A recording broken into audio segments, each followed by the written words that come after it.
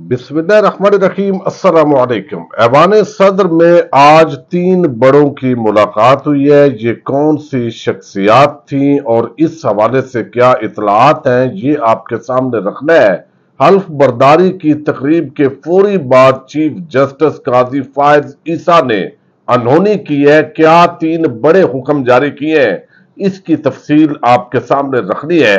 गुज़श्ता रात से लेकर अब तक एक तय खाने से अरबों रुपए बरामदगी की जो खबर है उसने हलचल मचाई हुई है। ये पैसा किसका है, कितना पैसा है, लेकिन इस हवाले से पुरअसरार खामोशी क्यों है, इस पे भी बात करेंगे। उम्मीद है आप समाप्त करेंगे और अपने कीमती फीडबैक से जरूर आगाह करेंगे। गुज़श्ता रात से हमने देखा है जिस तरीके से ये ऑपरेशन हुआ है और जिस तरह पता चला है कि रोजनामा असास के जो मालिक हैं इफ्तिखार साहब, मुबैना तौर पर ये उनका बिल्डिंग है जहां तय खाने के अंदर तय दर तय कुछ गैर मुल्की करेंसी, कुछ पाकिस्तानी करेंसी, कुछ 40 करोड़ की बात कर रहा है, कुछ 9 अरब रुपए और 7 अरब की बात हो रही है। तो ये बरामद हुई है और फिर उन्होंने इस हवाले से जो अब तक तफसीलात आई हैं वो ये आई हैं कि FIA ने छापा मारा, फिर उन्होंने पुलिस की मदद तलब की, तकरार हुई, उनको बताया गया कि ये लीगल पैसा है और हमारा अपना है, ये मनी ट्रेल है, तो लिहाजा जो है वो आपको क्या परेशानी है। अब ये जो मालकान है ज़ाहिर है हाउसिंग सोसाइटीज चला रहे हैं, अरबों रुपए दिया होता है जो वहां पे लोग हैं, लेकिन इन हाउसिंग सोसाइटीज के जो मुतासरीन है वो भी मौजूद हैं, उनके जो प्लाट है वो उनको नहीं मिलते और पैसा इस तरीके से आ जाता है। लेकिन एक बड़ा आम मामला है कि जब भी इस तरह की कार्रवाई होती है और जिस पे मीडिया का फोकस भी होता है, वीडियोस भी सामने आई है, तो उसकी मीडिया को तफसीलात जारी करनी चाहिए। लेकिन अभी तक आप देखिए कि ये तफसीलात जारी नहीं की गई। तकरीबन 20 घंटे होने को है और ये नहीं बताया गया कि कितनी बरामदगी हुई, पैसा किसका है। जो 8 अफराद गिरफ्तार करने की बात हो रही है वो लोग कौन है।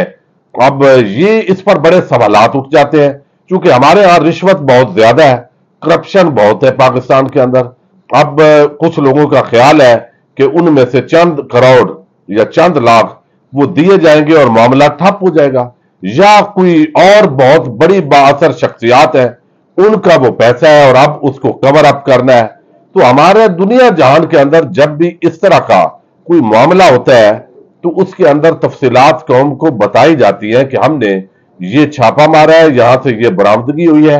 अभी तक ऑफिशियल वर्जन इस पर नहीं आया इदारे का कि जनाब ये हमने रिकवर किया है। जराए के हवाले से जो खबरें चलती हैं उसके अंदर ज़ाहिर है कुछ मिर्च मसाला होता है, कुछ जो बातें जिस तरह भी कोई जराए होते हैं उस हवाले से बयान कर दी जाती हैं। तो इसके अंदर लगता है जैसे सांप सूंघ गया है।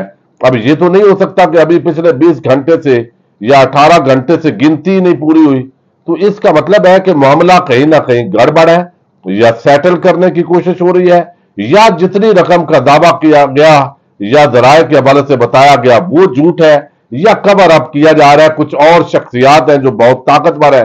ये मुख्तलिफ चेमगोइयां जो है इस मामले के अंदर जारी है। चौधरी परवेज इलाही जो है एंटी करप्शन मुकदमे के अंदर आज जो ड्यूटी मजिस्ट्रेट है उन्होंने उनको रिहा करने का हुक्म दिया है, जिसके अंदर आपने देखा दलाइल हुए और बताया गया जी इन्होंने ये किया है। तो उस हवाले से जो है वो तफसीलात सामने आई कि ये ठेकों का मामला या इस तरीके से जो लाहौर रिंग रोड का जो मास्टर प्लान है वो जो दिया गया है उस पर सरकारी वकील ने कोशिश की, लेकिन चौधरी परवेज इलाही को जमानत पर रिहा करने का हुक्म हुआ।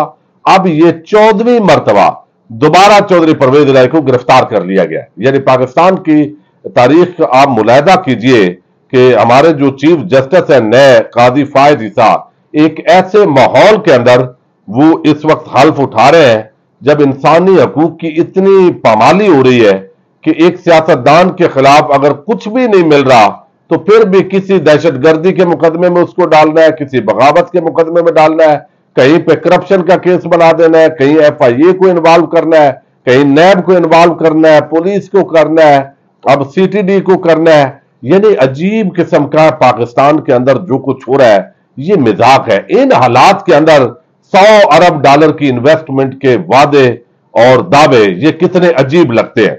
अब यहां पर जो है एक और बड़ा मामला हुआ है कि जब قاضی فائد عیسیٰ صاحب نے حلف اٹھایا ہے، تو یہ جو حلف ہے اس کے اندر ویسے تو جو جماعت اسلامی کے سینیٹر ہیں مشتاق صاحب، انہوں نے 5 ڈیمانڈز رکھی ہیں قاضی فائد عیسیٰ کے سامنے۔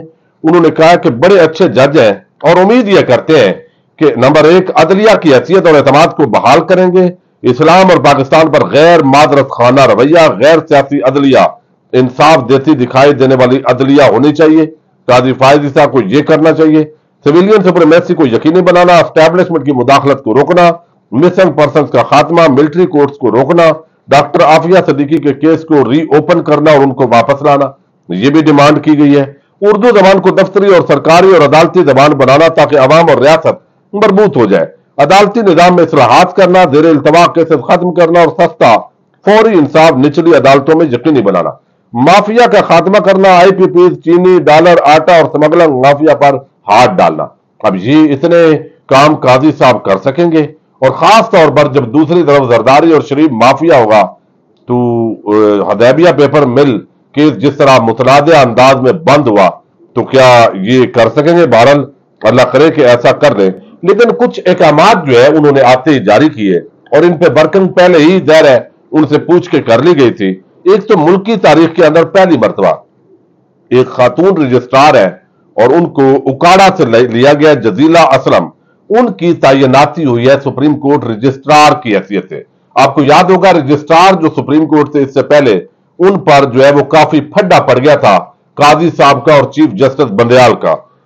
اس کے ساتھ جو ہے ایک اور معاملہ کیا گیا ہے، یہ باقاعدہ ان کی ڈیٹیلز بھی آئی ہوئی ہیں کہ جو تنزیلہ یہ جزیلہ اسلم ہے، انہوں نے کہا فرسٹ ڈویژن میں بی اے کے بعد پنجاب یونیورسٹی سے کیا ہے ایل ایل بی، اور 2019 میں سول ججوں کے استعمال کے لیے کتاب فیصلے لکھنے کے لیے رہنما اصول لکھی اور ان کی خدمات ہیں۔ پھر ڈاکٹر محمد مشتاق صاحب ہیں، یہ سیکرٹری برائے چیف جسٹس آف پاکستان ان کا تقرر ہوا ہے، یہ مردان خیبر پختونخوا سے تعلق رکھتے ہیں، یہ شعبہ قانون کے پروفیسر ہیں، انچارج ہے اسلامک یونیورسٹی کے اندر، یہ باقاعدہ طور پر پی ایچ ڈی کی ڈگریاں انہوں نے حاصل کی ہیں، مختلف کتابوں کے مصنف ہیں اور شریعہ اکیڈمی کے ڈائریکٹر جنرل رہے ہیں۔ یہ 2018 سے 2020 کے دور پر 11 کتابوں کے یہ مصنف ہے۔ اسلامی قانون، فلسفہ، قانون، علوم القرآن اور تقابل ادیان پر 50 سے زائد تحقیقی مقالے لکھے ہیں، تو یہ بہت اچھی چوائس ہے، میں سمجھتا ہوں زبردست ہے، ہونی چاہیے۔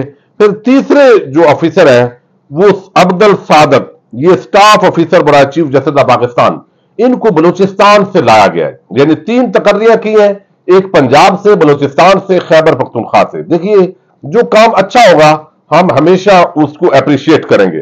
اب یہ جو عبد الصادق کا تعلق بلوچستان سے اور بی اے کرنے کے علاوہ کئی زبانیں بولتے ہیں، یہ براوی، پشتو، اردو، انگریزی اور بلوچی، دری، سرائکی اور پنجابی سمجھتے ہیں۔ چیف جسٹس کے سٹاف آفیسر کے طور پر ان کی تقرری ہوئی ہے۔ اب جو پہلا کیس فکس کیا گیا ہے جو اس وقت چیف جسٹس جو قاضی فائد عیسیٰ ہے ان کے آتے ہی، وہ پریکٹس اینڈ پروسیجر بل جو سپریم کورٹ کا ہے جس پر سٹے دیا ہوا تھا سپریم کورٹ آف پاکستان نے، یہ مقرر کیا گیا اور یہ ایک جو ہے قدم اٹھایا گیا ہے وہ یہ کہ فل کورٹ جو ہے وہ تشکیل دے دی گئی ہے۔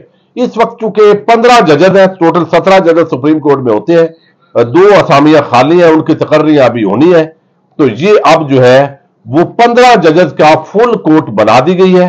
اب آلریڈی چونکہ 8 ججز نے سٹے دیا ہوا ہے، تو اب اگر 8 کی بجائے 9 یا 10 ججز یہ سٹے جو ہے وہ اس کو توڑتے ہیں تو پھر الٹیمیٹلی جو نیب ترامیم ہوئی ہے اس حوالے سے جو کیس ہے اس کو بھی ریورس گیئر لگ سکتا ہے۔ ایک اور جو بڑا قدم اٹھایا گیا ہے قاضی فائد عیسیٰ کی طرف سے، وہ اس وقت پی ٹی وی کی جو ٹیم ہے وہ پہنچی ہے اور کہا گیا ہے کہ جو سپریم کورٹ آف پاکستان کے کیسز کی کارروائی ہے وہ لائیو ٹیلی کاسٹ ہونی چاہیے۔ دنیا کے ترقی یافتہ ممالک کے اندر یہی طریقہ رائج ہے اور یہ بہت بڑی ڈیولپمنٹ ہے۔ اگر چھوٹے شہروں کے اندر جو عدالتیں ہیں وہاں بھی وہ کیبل کے ذریعے یا کوئی اس طرح کا کام ہو تو یقینی طور پر، خاص طور پر ایک سابق وزیر اعظم عمران خان کے خلاف 200 کے قریب جو بوگس اور ناجائز مقدمات بنائے گئے ہیں، اگر وہ بھی سارے دلائل وہ ٹیلی ویژن چینلز پہ آئیں تو یقینی طور پر جو ہے یہ بڑی پیش رفت ہوگی، عوام کو سچائی جاننے کے اندر مدد ملے گی۔ یہ بہت اچھا قدم ہے،